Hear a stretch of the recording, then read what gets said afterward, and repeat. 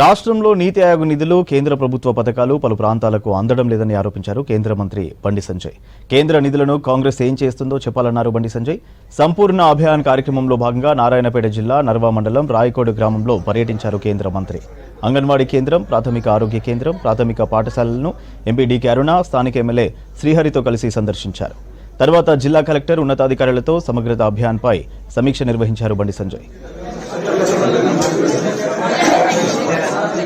3 జిల్లాలను aspiration districts గా, 10 మండలాలను 10 బ్లాక్స్ కూడా యాస్పిరేషన్ బ్లాక్స్ గా కేంద్ర ప్రభుత్వం గుర్తించింది. దానిలో భూపాల్పల్లి, జయశంకర్ భూపాల్పల్లి ఆ ప్రాంతంలో మేము తిరగడం జరిగింది. ఆల్రెడీ 2 జిల్లాలను 2 మండలాలను కంప్లీట్ చేయడం జరిగింది. దాంతోపాటు ములుగును ప్రొఫెసర్ జయశంకర్ జిల్లా 2 జిల్లాలను పర్యటించడం జరిగింది. నీతి ఆయోగ్ దీన్ని గుర్తించింది.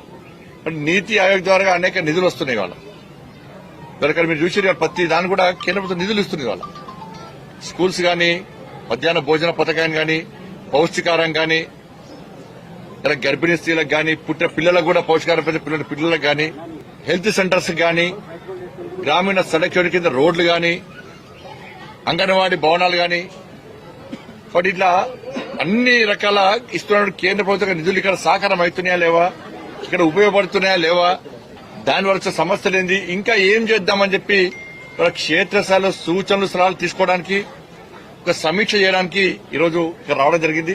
అంటే మీరు చూసిన చాలా ప్రాంతాలు ఇప్పుడు అంగన్వాడీ సెంటర్ చూస్తే మనం, హెల్త్ సెంటర్, స్కూల్ కూడా విజిట్ చేయడం జరిగింది.